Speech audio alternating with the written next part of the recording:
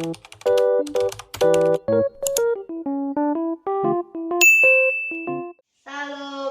kemenangan. Saya Dewi Abraham menyapa saudara. Hari ini saya akan sharing firman Tuhan yang diambil dari Lukas 2 ayat yang ke-7. Demikian firman Tuhan. Dan ia melahirkan seorang anak laki-laki, anaknya yang sulung, lalu dibungkusnya dengan lampin dan dibaringkannya di dalam palungan, karena tidak ada tempat bagi mereka di rumah penginapan. Judul firman Tuhan hari ini adalah belas kasihan yang menembus segala peraturan. Kita akan belajar dari seorang yang namanya Yusuf dan Maria.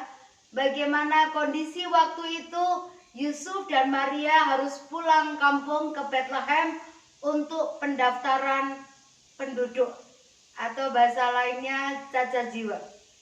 Otomatis kondisi yang seperti itu membuat penginapan yang ada di Bethlehem dan sekitarnya penuh dengan penduduk yang sedang pulang kampung. Dan pada waktu itu termasuk Yusuf dan Maria ikut mencari penginapan. Saya diberkati dengan drama yang sederhana tapi sungguh luar biasa.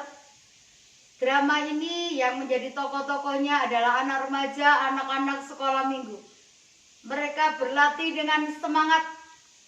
Ada seorang anak kecil yang umur 9 tahun, peranannya sebagai seorang petugas di tempat penginapan. Anak kecil ini dilatih bagaimana kalau ada tamu yang datang mencari tempat penginapan, harus katakan, penginapan kami sudah penuh, tidak ada ruangan yang kosong. Setelah berlatih beberapa kali, beberapa lama, akhirnya tiba waktunya mereka merayakan Natal dan drama itu ditampilkan. Apa yang terjadi ketika drama itu sedang berlangsung? Yusuf dan Maria datang ke penginapan itu. Yusuf katakan seperti ini, kami memerlukan penginapan karena kami dalam perjalanan jauh, dan kondisi istri saya yang letih karena dia sedang mengandung. Apa yang terjadi? Pemeran karyawan penginapan itu katakan begini, silahkan, masih tersedia tempat di penginapan kami. Saudara tahu apa yang terjadi? Drama itu terhenti karena apa? Dialog yang harusnya katakan, tempat penginapan kami penuh, tidak ada ruangan lagi, tidak ada tempat lagi buat siapapun. Tapi anak ini mengubah sejarah, mengubah drama itu dan katakan, penginapan kami masih tersedia tempat. Ketika sutradaranya tegur anak kecil itu, kamu kenapa bilang seperti itu? Harusnya kamu katakan kalau penginapan kami sudah penuh, tidak ada ruangan lagi. Anak kecil umur 9 tahun itu dengan polosnya berkata seperti ini, memang saya tahu saya harus katakan tidak ada tempat penginapan. Tetapi ketika saya melihat ibu ini, melihat pasangan suami istri ini, istrinya sedang mengandung, saya tidak tega. Saya katakan masih ada tempat buat mereka walaupun kenyataannya penuh. Tapi saya akan berusaha supaya mereka bisa bermalam di tempat ini karena kondisinya sedang letih, karena kondisinya sedang hamil. Saudara, mungkin orang berpikir drama ini gagal. Tapi sebenarnya drama ini bukan gagal, tapi drama ini hidup, menyentuh kehidupan yang nyata. Bagaimana sebagai orang percaya, sebagai anak Tuhan, kita harusnya memiliki belas kasihan di atas rata-rata untuk orang yang memerlukan pertolongan kita, untuk orang yang membutuhkan uluran tangan kasih kita. Mungkin orang berpikir pemeran penjaga penginapan itu salah dalam berdialog. Tetapi dengar baik, justru belas kasihan ini mengajar kita sebagai orang percaya untuk memiliki belas kasihan.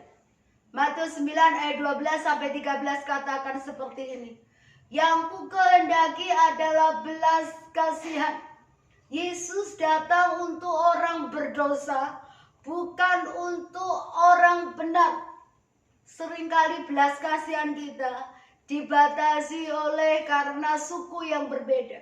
Belas kasihan kita seringkali dibatasi oleh latar belakang budaya yang berbeda.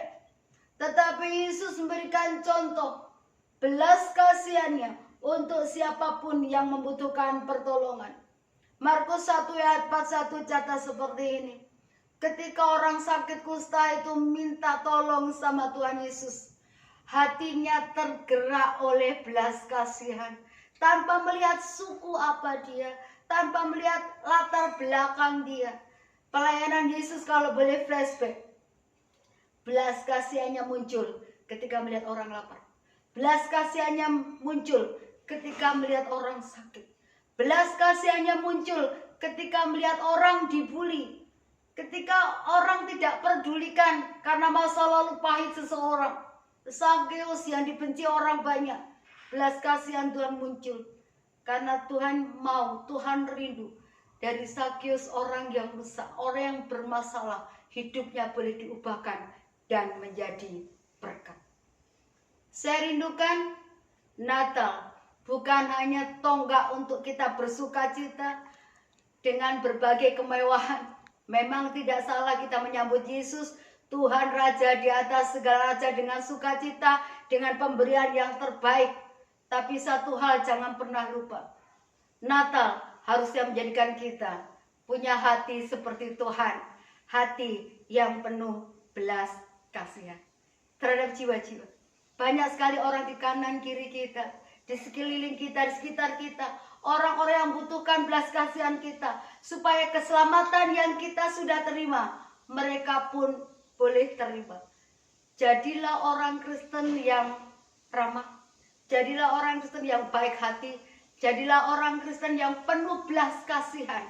Sehingga karya Kristus mereka bisa nampak dalam kehidupan kita. Miliki belas kasihan tanpa batasan. Tuhan Yesus memberkati. Salam.